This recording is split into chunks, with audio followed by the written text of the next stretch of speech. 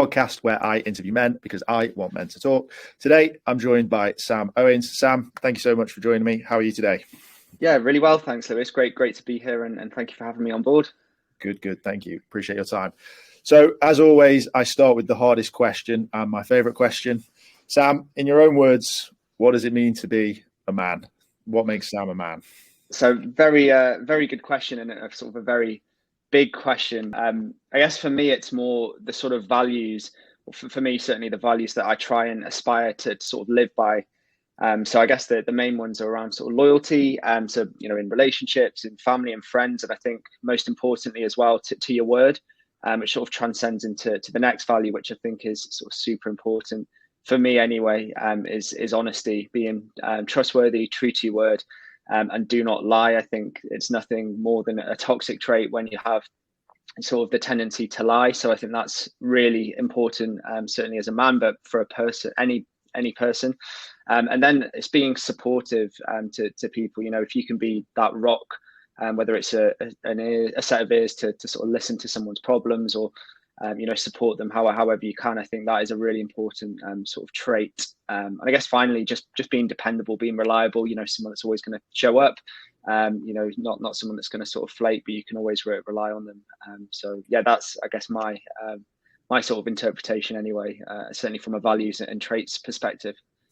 Yeah, nice. It's really interesting to hear everyone's sort of answer to that question. You get some common themes. There was some nice ones in there that we've not sort of touched on before. I imagine people have thought about them, but just never sort of touched on them. So it's always nice to get those opinions. So what I'd love to know is sort of where that all sort of stems from and why you sort of form those values. So it'd be great to just sort of rewind a little bit and sort of go back to sort of childhood and sort of what sort of got you into that position, what family was like, what it was like growing up for yourself.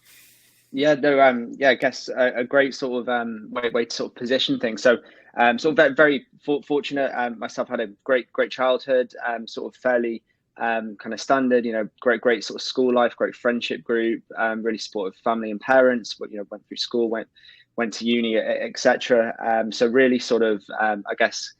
Relatively kind of by the book sort of childhood, but I guess it's just you encounter many different kinds of people that you meet along your journey. So albeit from playing football in the playground all the way through to meeting your sort of first friends at university, and then to go on to get a job. And I guess you start to see trends of I guess character traits that you look up to, and obviously various sort of role models you meet along the way, whether that's a famous role model that you may sort of see on TV or sort of idolize, on a sports field, all the way through to, your first line manager, your first sort of mentor or lecturer at university, all those pivotal sort of role models at school, your teachers, your sports coaches, et cetera. So I think that the main one, though, around sort of being honest and trustworthy, my parents always taught me, just to be, whatever you do in life, just give it your best shot, and an honest day's work for an honest day's pay is sort of what they always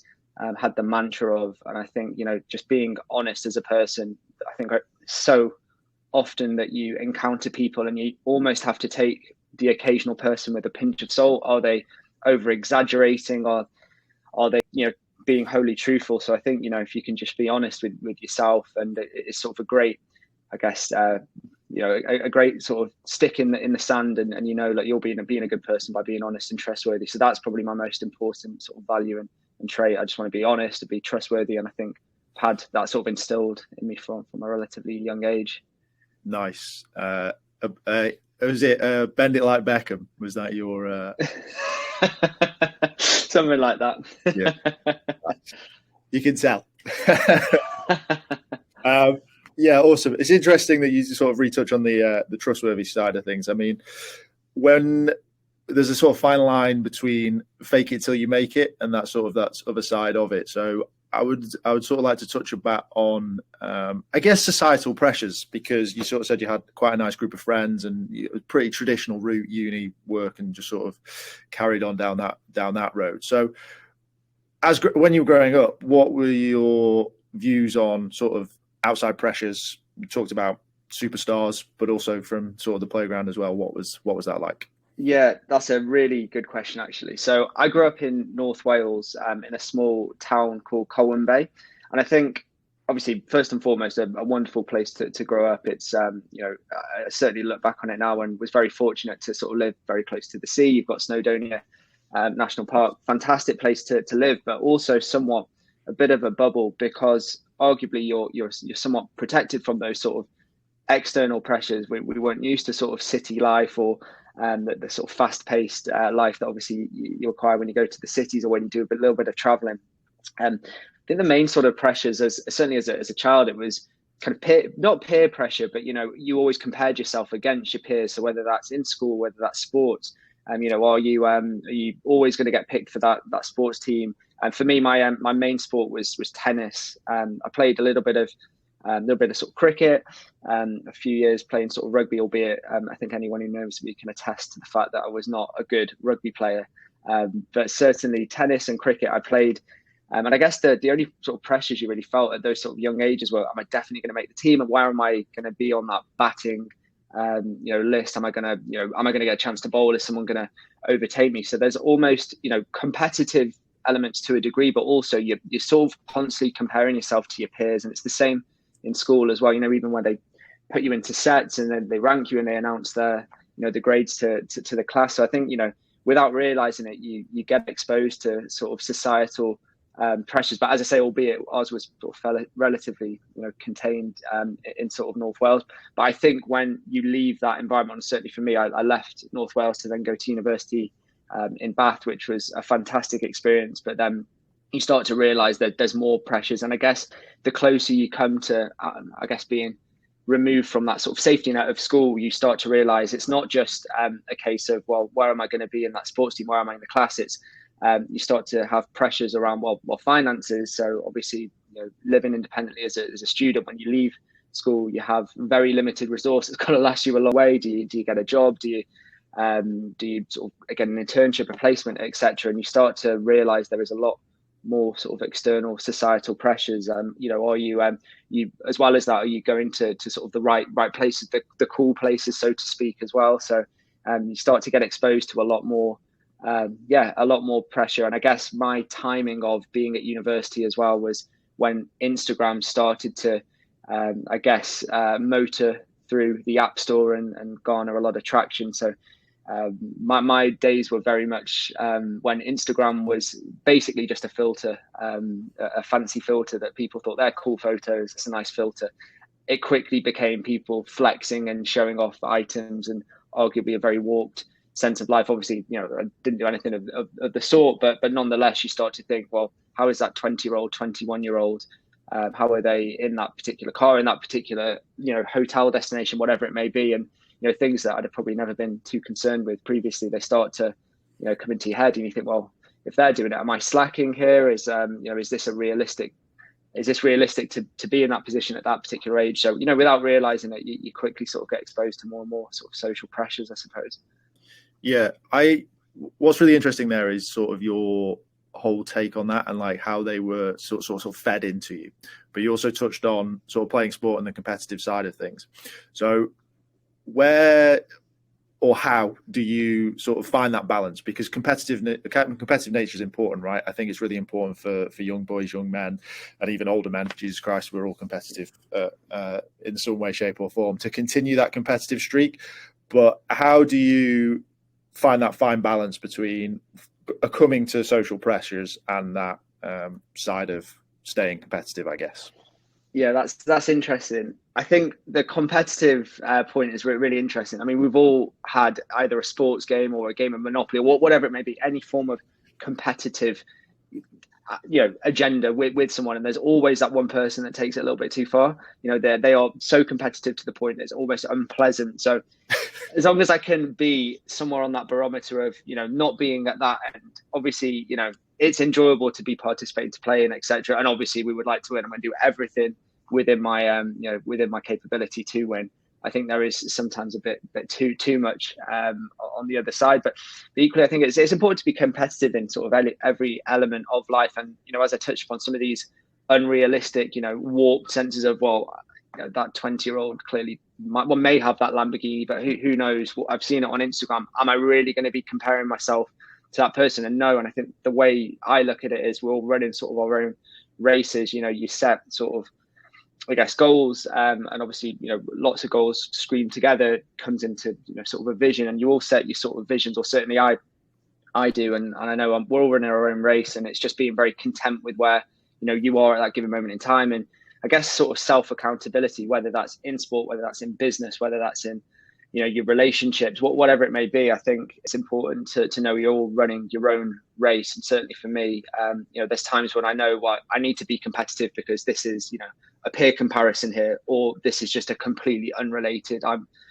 shouldn't even be concerned myself that individual is, posting X, Y, Z, or whatever it may be. So I think, just being sort of very in your lane, and in a good way though, and just focusing on constantly improving yourself, etc. Without the need to sort of be overly competitive on every element of life. I don't know if that sort of answered the question. Yeah, no, I think I picked a couple of things that were quite interesting. I got like your almost like a way of questioning it, right? So it's like looking at what's out there and going, that's great for them. Do I need to compare myself to that? And do I now need to push myself further? Or is it a case of actually, no, right now, just because they're similar age to me and they're posting X, Y, Z, I'm actually not going to focus on that. I'm actually going to focus on my goals and my sort of vision. Was that sort of the... Exactly, yeah. And I think that's super important. Focusing on your sort of self and your own individual goals, and you keep ticking off. It's like the whole concept of, you hear there's loads of sort of thought leadership on writing to-do lists with the most tiny and arguably mundane little tasks, but as you sort of tick them off, you get closer and closer to sort of completing that list. There's a sense of sort of accomplishment. So having loads of little goals as an individual to sort of rattle through, before you know it, you just keep incrementally improving and sort of getting closer to that vision, really. Nice. So let's sort of move on from sort of uni and sort of that's first step into adulthood, where you sort of take that career leap and you start to decide what you're going to do next. What did that look like? How was that led, and how did you sort of find those early years in career? Yeah, again, really interesting question. And I think to segue into the point that you mentioned earlier about those sort of external sort of societal pressures as well. So I went to university, did a business degree, and there was a couple of 6-month placements within my degree. And it was a good chance to either see, is this the perfect career for you, or it's 2 attempts to find out what isn't right for you. So I did two fantastic placements, one and then the sort of employee benefit space, and the other for management consulting. Sort of both were fantastic experiences, but sort of had it in my head that I wanted to go into the world of banking. And again, hearing some of your sort of requisite course members or people that were at a similar sort of university, wherever it may be, and they're saying, oh, well, we got this banking job XYZ, then it's like, well, now I'm being competitive, and now I need to pull my socks off because I know there's limited spaces in these sort of banking, either graduate schemes or internships. I need to sort of set myself or stand out against the crowd, really. So that's when sort of competitive sort of behavior sort of comes into play. But landed a graduate scheme, well, actually sort of it's called a spring week at one of the banks, which then led on to a grad scheme, and then so on and so forth. So my first sort of 2 years in sort of my proper career, I say the placements were still, they were still obviously my career and sort of early stages of it, but finding a job that I really enjoyed. I did sort of just over 2 years at a bank in London on the sort of trading floor side of things, which was super fun. Learned so much. I mean, talk about I guess the sort of traits and kind of values you pick up on from some role models. Met some fantastic people that taught me an awful lot, but I've always had sort of a niggling itch to do something for myself effectively. So and this sort of segues into how we know each other. So I decided to sort of take the leap after doing 2 years in the job. Absolutely loved it, but wanted to set up a men's e-commerce luxury bag brand. So decided to move up to Manchester and join an accelerator where obviously the two of us met. Yep, that's it. Ironically, both worked in finance, but met in t-shirts trying to absolutely, which is always funny. So just touching on London, like it's a city that people sort of strive to get to and want to, and obviously working in finance, working in banking. Was there a shift then? Was because the money side of banking and your sort of your peers and that sort of, Yeah, saying it in a nice way, it can be quite a showy and quite a testosterone led field. So how did you sort of cope with that? Yeah, I think the main thing, I absolutely, I loved my time there, and I think there came a point where I was more focused on doing something that's more meaningful for myself and where my true passion is. And I think I'm of the view that if you're good enough at a particular field, or you do, what you truly love, there, you can make money in whatever sort of industry or whatever sort of route you choose to go down. I think finding that sort of true passion, something you can see yourself doing for decades, and even past the point where you could arguably be retiring if you've still got that hunger and passion to do something. And I think that's just reflecting on the fact that was I potentially doing it for the wrong reasons? Had I been lured in because it was potentially a competitive thing that I should have been doing, and arguably chasing what I thought was a nice sort of salary, etc. You could very easily go down the route of saying, well, if I stayed at this for 5, 10, 15 years, you could start to forecast that. And I just sort of questioned to myself whether that's sustainable for me, whether I'd truly enjoy that. And I think that's a really important factor to consider. The financial aspect of the job is purely just one of many aspects. Obviously, I said I was very fortunate to work with some fantastic people, but was this the sort of industry or career that was going to get me up stupidly early in the morning, which it did, because it was stupidly early hours, but it wasn't the thing I was truly passionate about. And London's a fantastic city, and I'd always aspired to sort of go down there, and I'm really glad I ticked it off my sort of checklist, and would be very open to sort of going down to London again. But yeah, for me, the most important thing was to do what I was passionate about, and I've always been sort of passionate to start businesses. I've had numerous ideas written down in copious amounts of scribbled down books over the years. So yeah, really, it was just that sort of reset where I thought I have to do this. I'll kick myself for the rest of my life if I don't take the plunge.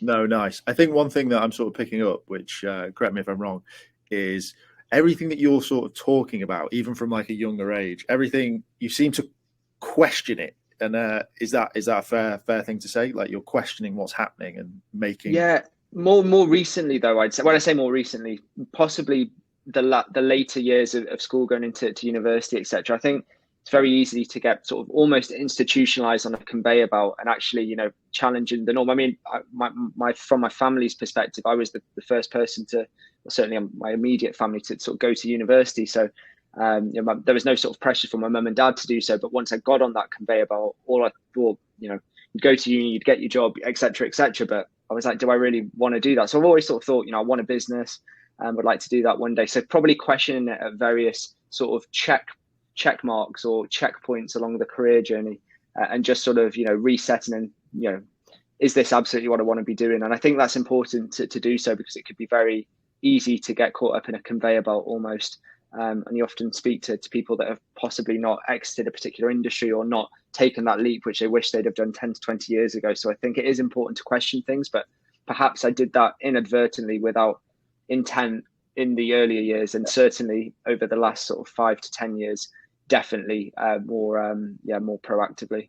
Yeah, nice. And then the other thing that I sort of picked up from that was taking value from every experience. So 100%. Yeah, 100%. I think that's so important. Real life experience, whatever job it may be, you're going to pick a skill. And I think it's having the mindset to think, well, what have I learned? Like, what positives can I take away from this? Even if it was something you didn't particularly enjoy, there's always some positives and some value to be had. I mean, fast forward after that to talk about, I guess, some more sort of learnings and values that you can take from these experiences. Unfortunately, I decided to sort of part ways with the sort of e-commerce bag business and go into another sort of financial services job. And again, that's a pretty bitter pill to swallow. Obviously, something I'd aspired to do for many different factors. I realized that this is something that I couldn't do sort of full time immediately for myself. I needed a supplementary job. And you think, oh, okay, well, that's as I say, a pretty sort of bitter pill to swallow. But you get stronger from it. You learn things, you meet great people, you take things away, and then every subsequent experience I've gone on to have, there are so many positives to take away from things. And it sort of shapes you into the person you are. As I say, I've sort of cherry picked some of the character traits that I like, that I've seen from either, as I say, people that you admire on, arguably like celebrity status versus those that you encounter on a day-to-day basis. And I think the more experiences you have, the more people you're exposed to, and that's either, do I like their set of character traits? Is this something that I want to, cherry pick the best bits there, or is it completely toxic? And do I just reaffirm that I want to stay away from possessing those particular character traits? You always learn something and pick up something which shapes you.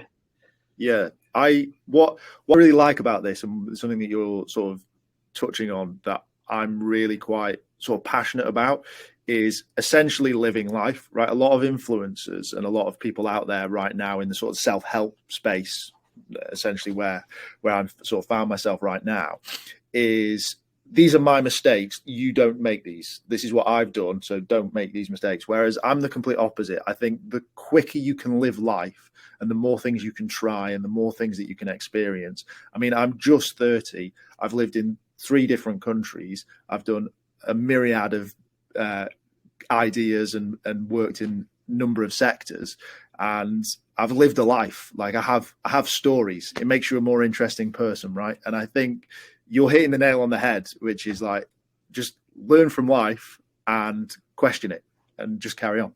Absolutely. I bet you wouldn't have changed any of those decisions as well to live in any of those 3 countries. It's just life experience, right? And it's invaluable. Yeah, definitely. Like they've all come with their, as you said, you meet great people, you also meet not so great people, and you have some great experiences, and you also have some not great experiences. But as long as you can take lessons from them and you can question what happened and you can understand it, the next time you find yourself in something similar, you don't make the same mistakes. And it's a 100%. bit, and it's all right. Some guy you and I sitting here saying, don't do that, you'll regret it. We did it and it was stupid. They still go and do it anyway. So go and do it. Live life as quickly as possible and make mistakes and sort of learn from them. So saying that, you obviously said that the econ brand didn't work out and it was a bit of pill to swallow. What was that transition like? How did you sort of feel in yourself, sort of going from working for myself, I've got this great idea, this is going to be the one, to having to sort of step back into another role? Yeah, it's a tricky one. I mean, first and foremost, you have to be pragmatic, or at least I felt like I had to be sort of fairly pragmatic with it. Financially, I needed the income to obviously pay for accommodation, living, etc. So I think that became the point where I was like, okay, let's be realistic here. Let's sort of get another role. But I think what it did make me feel is that I need to be really selective with the next role that I take.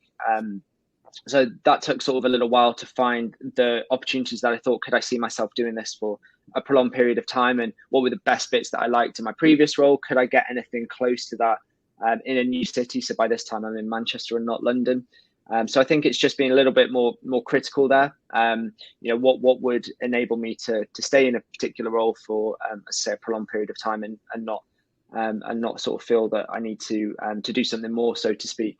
I mean, the irony there is obviously, I think you'd be able to attest for this as well. Obviously, when you do start a business or attempt to start a business, that never goes away. And I think, truthfully, I've always wanted to sort of go again and sort of waited for the right time, really. So although obviously I entered the sort of subsequent role with obviously great intentions again, sort of subsequently left to start another venture. But I think it's, again, where I'm going with this, it was like I'm down but not defeated sort of thing. We'll build on it. What skill sets could I also bridge as well? So can I learn a new skill from this new role that would enhance the arsenal of skills that will make me a better entrepreneur next time round? So again, that was definitely in the sort of prerequisites for the next role. Yeah, I like that, because ironically, we both of our businesses during that accelerator, no shame on the accelerator. Like we've gone on to bigger and better things, but both of our businesses didn't sort of make it past the end of our time together on the accelerator. And you looked at it as an opportunity to upskill, find more skills and other things like that. When I went back into the world of work, I saw it as an opportunity to leave where I was. So I moved to London with my role. I took a role that was based in London, and that was my sort of idea of opportunity, was like, right, okay, I've done this city, let's go and try somewhere else using those skill sets I've already learned. So it's just deciding sort of what route or what works for you at that time. 100%. Yeah, and there's no obviously right or wrong way. And as you said before, it's, living life as quickly as possible, and doing what's right at the time. So I'm sure you learned a lot during your experiences in London as well. Well, yeah, I mean, I soon went back into a business as well, but it was it was essentially used as an excuse to move there. Found a role and took that leap and made that decision. So that sort of leads me on to quite a nice question, actually, which is sort of like one of the things that we're sort of focusing on at TRUUMAN is these 8 pillars, and one of those is environment. And it's not about being like green and recycling and washing your jars out, but it's more about where you are and where you're based, and sort of looking at that. So for me, I like exploring. I like testing new places, and I've always got that itch. I don't know where it comes from. I don't actually know at all, but I do. I like to go and live in other countries and live in other places, and I find it very easy to move about. With yourself, is that something that you've thought? Does that go into the equation? What's it like for you? Yeah, I mean, I must admit, I've always wanted to travel, probably more than I have done. I've done very little. I mean, I've been on holidays, obviously, and the occasional, 2 or 3 weeker here or there, whatever it may be, but never to live abroad. Obviously, I mentioned that I'd lived in London for a bit, moved to Manchester as well. But for environment, for me, I think what I look for is, I think, somewhere where I can build a support network. So whether that's friends and family, and I think as well as that, it's ensuring you're surrounding yourself with the right people. So environment for me is very sort of people led. So for example, when we went into lockdown, at that time I was in a sort of a salaried role, and I hated lockdown because I was on my own for most of the day. Albeit, my fiance lived with me, or did live with me, and so I wasn't alone in that sense, just alone away from the team, virtual teams, etc. So I quickly learned, and that's probably a learning, and probably a positive learning from COVID, that I'm terrible on my own. I need a team. I thrive in a team environment. So again, making sure that I'm around friends, colleagues, support network, etc. And I think somewhere as well, like, I'm a bit of a workaholic, but I will happily have spots in the house where I know that I can completely chill out as well. So having a bit of a, I guess, a head space kind of focused room or zone in the house where you can, really sort of chill out and draw that line between work and, work and sort of downtime. However, to attest, I am a bit of a workaholic, so I will always either be on my phone or my laptop. But I think it's those times, recognizing those times when you need an environment where you need to sort of de-stress, etc.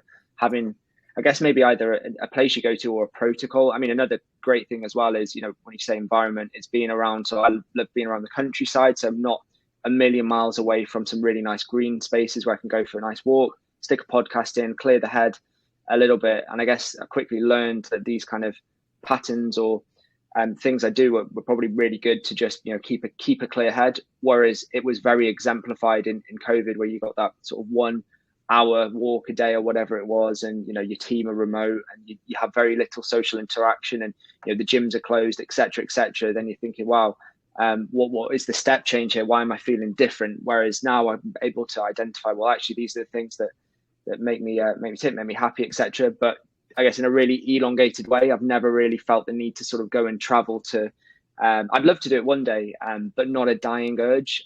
Hopefully one day I do get to sort of, live somewhere new, live somewhere a bit different. But for the time being, fairly content in Manchester.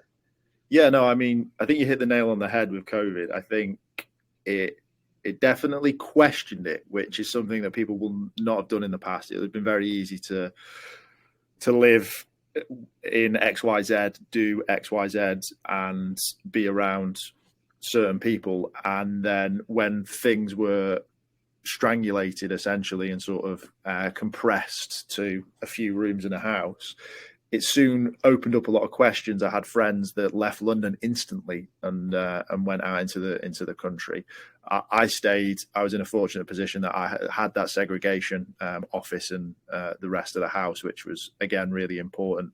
But you're right. It's that COVID time, just for me and clearly for yourself and hopefully for other people as well. It started to question that and start to see what it is that they wanted. For me, after COVID, now that we've got freedom again, I instantly want to go. Like I'm at the airport when I can, and like I need to fill my passport. But for other people, That's not the case. So like you've got to, if you've not questioned it because of COVID, you should probably start looking at it, because it's very easy to make simple changes. Like I know you were in Manchester city centre and you've obviously moved out a little bit, but like I say, access to country, which is something that's ticked that box for you. So it's not too difficult to change certain aspects. And again, a little headspace room, it's not a difficult thing to achieve. 100%. 100%. Yeah. And then you touched on environment actually being a number of things, and one of those things being sort of a support network. So in regards to sort of your friends now, and again, sort of work friends as well, I guess, is like there's sort of that different side of the same coin. What are those relationships like? How do you sort of unwind, and how needed are they for you? Yeah, that's a good question. Something that I would argue never really sort of critiqued it until over sort of COVID as well. And I think I'm very fortunate. I've got a lot of great sort of friends, great close family as well. But realised I've got this really sort of supportive group that I can go to them, turn to them professionally. When you're having sort of either difficult days, more stressful days, you've got someone at the other end of a phone or has similar sort of experience. So I've got a good mix of friends who are either entrepreneurs themselves or who are in sort of relate to some of the to the stresses. And I think a problem shared is definitely a problem halved. So obviously when you are a business owner, and we can sort of get in later, but there is sort of a step into the unknown with certain elements, things that you might have not experienced. So if you've got a support network of people that have been there, and it makes what might seem like a mountain actually something very tiny and a sort of speed bump that you can easily overcome. I think another thing which is great, I'm surrounded every day by a great team of co-founders, and all of which are extremely active. And I think inadvertently, as I sort of went through my career, the sort of early stages of it, I quickly became this workaholic that probably neglected a bit of sort of the health and fitness side. I'm always sort of gone to the gym, but probably the wrong kind of training. So being around people that are very much into the healthy mindset, healthy body, healthy mind, great influence for myself as well. So inadvertently, my friendship group are actually ticking lots of different boxes. That firstly, I've got that sort of outlet where I've got my friends, social side, which I get a lot of enjoyment from. I've got support professionally within my network, and then obviously fitness and health as well. And I think it's a very cliched thing to say, but you are absolutely the aggregate of the people that you do spend the most time with. So very fortunate on a few of those different areas through my network, and definitely sort of it encourages me and inspires me to sort of improve really in all those different areas. Amazing. So yeah, I had the fortunate pleasure of attending your birthday party, and I can say hands down that everyone in that room was essentially your best mate, which is a test to yourself. And I really want to just sort of touch on something that some of your values that you touched on right at the beginning of this sort of podcast. And I think that's one of the reasons as to why your friendship bonds must be so strong, is that you are who you say you are. You are on the tin. So I just wanted to say that's, I mean, going all the way back, it's because one of the questions would be, how do you sort of build those relationships? And I think it's quite clear from my experience with yourself that it's trust, integrity, and just being a nice bloke really has allowed you to appreciate that, to maintain those relationships. Would you say that that's a fair comment? Yeah, I mean, well, firstly, thank you very much. It's very kind to say, but I think absolutely a very good trait that I didn't call out, but you sort of touched there is integrity. I think that's an important one. But again, just being a nice person. I don't see the need to be. I'd rather put someone up than feel the need to sort of put someone down. And I know you must have encountered. We've talked about many great people, many not so great people, and there are too many people in society that have the need to just put a snidey comment here, a snidey comment there, and before you know it, you're not a nice person when you say stuff like that. So just costs nothing to be a good person. And obviously, I stand by the sort of the values and traits that I mentioned before. But yeah, really kind words. So thank you. Would you say that is like, how would you say you've sort of gone about finding your network and keeping your network and your group of friends? How do you keep that sort of? That is actually interesting. I think there's two lines here. I think there's your well, actually maybe not so much, but you have your friends and you have your network. And I've seen it before where people have this network and they say they've got a network. It's very transactional. If they want something from someone, they ask, take, and don't sort of give in return. So that to me is not really like a relationship. It's not a nurtured sort of relationship. And I'm not saying that my friendship and my network, I've overly engineered this in that way where I'm thinking, I might be able to utilize them one day. I'm going to be nice. Now that is not the purpose. If I like someone, I get on with them, and we share similar values. So it's going to sort of stay in contact. But I think little things, checking in how they're doing, how's business, how's your weekend, etc. And I've noticed over the years that a lot of people that I thought were a lot closer to me than perhaps they are now don't tend to proactively reach out. How are things? How's it going? And I think you just sort of carve this. You have sort of a big circle of friends or network that can be slightly condensed. So I think to maintain a good relationship professionally or socially, it's just making it a two-way street. As I say, there are a lot of transactional, more acquaintance relationships, and I don't really sort of see the point in that. If I've enjoyed someone's company or we're aligned, I'm going to keep in contact, and I think that's sort of super important. You're making things a two-way street and not just take. I mean, I'm sure you've seen over the years, very transactional, individuals who are quite happy to sort of take what you're offering effectively or ask you for that favor. But, when it comes to being reciprocated, it's never done so. No, yeah, definitely. Can think of a few. I think won't name drop today.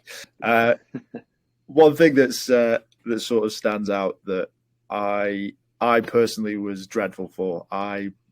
When I was in London, I was a shell of a man. I was looking at some photos and I just looked dreadful. But it's that just that little, even just a hey, or just a how you doing, or they might not respond, but for you and for me now, that's something that I actively try to do. Is I will reach out to someone. I actually have it on my to do, is to reach out to one friend every week and just see how they are. Might be a phone call, might be a text, just someone different every time, because I allowed a lot of those relationships to just fizzle and I wasn't proactive in them. And I think it's very easy to hold a grudge almost and be like, well, they're not reaching out to me, so I'm not reaching out to them. Whereas well, if you want the relationship, just reach out. It's not, absolutely, it's long term, right? So that's something that I actively do now and try to keep to. We're busy people, everyone's busy, right? But it's important to do. And I think with me moving back up north, I've really appreciated friendships, and I've really tried to sort of grow them and nurture them and try to keep them alive. And it's tough. I'm in several WhatsApp groups, I'm sure you are as well, where it's it's either just a load of crap being said in there or nothing at all. So it is hard. And I just sort of went outside the WhatsApps and just messaged these people directly, and you end up having relatively normal conversations with them rather than a crap ton of memes and other shite in there. But that's it was interesting that you said that as well. So great little anecdote, I guess. Nice. Well, I like the to-do list anyway of reaching out to someone every week. I may add that to mine. It's nice to do. Yeah. Well, not everything has to be like you say, transactional or business orientated or whatever your focus is right now, there's got to be balance, right? So I'm gonna ask a question in two parts that will allow you to sort of segue into your next bit of your story, but also sort of bring in some other things. So you were going through a number of roles, and you decided to take the leap with your new co-founders. What was the conversation like with your partner and sort of the closer family? Because you've done it once, and be great to hear. So contrary to what I think so I have some friends who would have had the opinion of what are you doing, but from my partner, she's super supportive. I mean, for whatever I've done, she's extremely supportive and has a lot of confidence, which is great, because I think this is when I'm very fortunate to have to have a partner now, fiance, who is but we're a team, right? So she sort of makes me also who I am as well, and sort of enhances those sort of values, sort of makes me sort of stronger as well, which is fantastic. But complete and undeniable sort of support for it, which is great, in arguably the most potentially stressful year of my life, which sort of coincides with me getting married as well. So arguably was that sort of an extra risk, but it sort of had to be done. But she was super supportive under the circumstances, and I think from my parents and immediate family's perspective, again, the same for them. They were business owners themselves, and have a lot of trust that whatever I'm going to do, I'm going to do it I'll give it my all. And if some things work out, some things don't, but we understand that you're going to give it absolutely everything, so it will work out. We've got 100% confidence in you, so super supportive. And again, that really pumps you up as well to have that network. It also happens that the business model and business plan were extremely robust as well, which I can sort of go into because it is a fantastic concept. But again, just having even those sort of initial sort of test the waters, like what's my partner going to think? What's my parents going to think about the fact that I'm considering doing this? But yeah, just complete support, which gives you that conviction as well. Not that I didn't have it, but it's great because that really sort of lifts you up as well. So I'm very fortunate in that respect, because I know that I have friends that have gone on to start businesses, etc., who might have had a little bit more pushback, which again, that could fuel them in their own way. But my immediate circle of friends and family are very, very supportive and have a lot of belief in me, but also my co-founders fundamentally. Like when you look at it as a package, which we can sort of discuss, it's a no-brainer.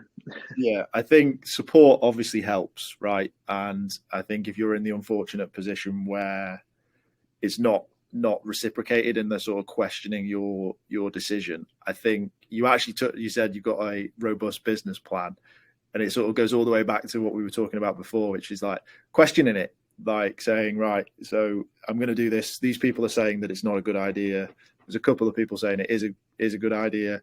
What can I do to reaffirm that? And actually, rather than just going, let's do it, question it quickly, obviously, but like question it and actually have a proper, what are their concerns? Why are those concerns there? And how can you potentially overcome them to keep the relationship? Or if it's something that you're truly passionate about and truly want to move forward with, question it yourself and say, well, how can I make this work, and what can I do to sort of achieve this? Support's the holy grail, right? And I think it comes eventually, but it's great if you can get it from day one. No, 100%. Lovely. So I also want to touch on your sort of transition. So like I said, live life. It seems like you're trying to squeeze a lot into this year. So this is you'll be buying a camper van next, and yeah, absolutely. Traveling Australia. So that'll be December's mission. But it's quite a big step, and it's a big step up. Like, how have you balanced everything? What does your sort of life look like now? How do you keep yourself above water, focused, and keep all these plates spinning? I think balance is important, but balance in a routine. So I'm quite regimented during the week. So I've always sort of got up fairly early, but I get up without sounding sort of very cliche here, get up early, do a gym session. But I think that's good because it's good for the head, but it gets me focused into firstly a time routine, which is great because I know that where I'm going to be between the hours of sort of 5 a.m. and let's say 9 a.m. I know exactly what's going on because it has to be militant in the morning.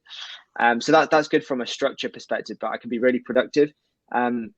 And just like me as an individual, I'm an early riser. I'm not very good after a certain point. So it gives me, I know this is where I'm going to squeeze my exercise in. This is where I'm going to do my working day. And then this is where I can have some downtime or spend some quality time, with my family, with my partner, et cetera, et cetera. So I think balance is important. And if I would definitely not advocate just zooming in on one of those, for example, just working and then maybe neglecting, doing that, either that exercise or that walk that you needed, or, if you were going to go see a friend, go and see a friend. Because I definitely did do the whole workaholic and neglected, for example, the sort of health, the gym side of things, which definitely has a negative impact on not only sort of your performance to do your job, but there's lots of sort of elements that sort of come with that. So I think just being balanced and sort of knowing what makes you tick, what makes you operate well. I've learned a lot about myself in terms of, what time do I need to be going to bed? And I mean, I'm not a robot by any means. However, I would know to myself, if I go to bed at 11, I'm probably going to not feel as fresh when my alarm hits at 5 a.m. that I would if I went to bed at 10. And it's just being a bit mindful of those. So my weekdays are very, very sort of regimented to a degree, but with that downtime that's needed. And I think that's allows you not to burn out, which I think is really important, because then that also means that obviously the weekends, which, you can spend some time to relax. I'm not burnt out. I don't feel like I do need to completely relax and take my foot off the gas on the weekend, because it has been a fairly sustainable week. So I can, do what work needs to be done on the weekends as well. And it for me, it's provided a really nice balance. Whereas previously I would work consistently Monday to Friday, burn myself out, spend Saturday, Sunday recovering, and you've just got this almost like this vicious cycle. So considering the other factors that make you tick, make you perform, make you happy, etc., are super important. Yeah, I like that a lot. I'm not a morning person, and I still have a morning routine. It's a very short routine because I have to be out the door, but it's still the same. I still think it's really important, and I think that's, you say, cliche. It's what works for you, right? So like my energy is, ironically, unless I'm speaking to a lot of people, if I'm just working all day, my energy actually gets bigger. So for me, I work out in the evening because I sort of need that to decompress. But it's that questioning, right? What works for me? How is it going to work for me? And sort of formulating your own plan. And consistency isn't perfection, right? So like if you're doing something, it doesn't have to be every day. It just needs to be consistent, not perfect. 100%. Yeah, and that's how you get those sort of incremental gains as well, without realizing you're improving, right? If you keep to the same routine, it's like the little incremental things. Well, are you going to get a little bit stronger, a little bit fitter, a little bit more productive in your work? And before you know it, you get this sum that's greater than the sum is greater than the aggregate part. So it's exactly that. Yeah, and it can be anything, and it can be small. And I think for me, so just to touch on me personally, when I was going through this whole thing almost a year ago now, I didn't have anything. I'd lost everything because my whole thing was just business, and I was just like, I have to do business. And then as soon as that stopped, I was just a bloke.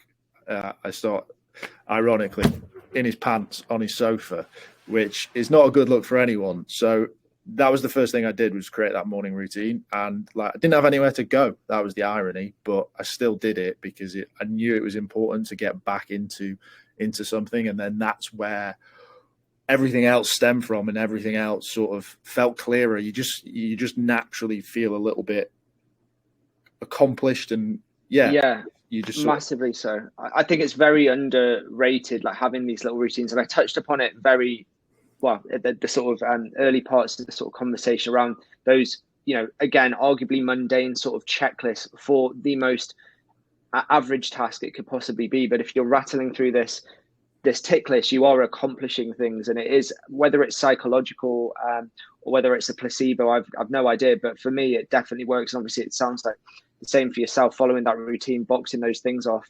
you sort of get this like reignition of energy, of sort of a bit clearer. Really, you see things a little bit clearer. Yeah, definitely. I don't know. Maybe it's placebo. I think you might get a bit of dopamine. Who knows? But yeah, no, nice. So yeah, let's touch on the new venture. What's it all about, and how's it going so far? So the new venture is a business called Boodle. So I've got myself and 3 co-founders who have created Boodle. Boodle is an open banking payment solution for UK e-commerce businesses and SMB businesses. Effectively, we enable e-commerce and SMB businesses to easily accept an open banking payment, which is basically a rapid bank transfer. So either at their e-commerce checkout or on their invoicing structure or sequence. So whether they want to send an invoice with a link, we can allow a customer to make a payment safe and securely within 6 to 10 seconds with considerably lower fees and instant settlements versus cards. So we're effectively positioning ourselves as an alternative to card payments and some of the other payment methods you may be accustomed to. But it's going really well. We're relatively early in our journey. So we were founded in March 2022. We raised some money in October 2022 to sort of get off the ground. And obviously now we're in July, and we've accomplished a lot in a short period of time. But the most single-handedly, I guess, the most important bit for me that I want to zoom in on is the importance of, for me, our co-founders. So I've got a fantastic team around. Not only have I touched upon, they're great for, supporting me and helping me from the sort of health and fitness side.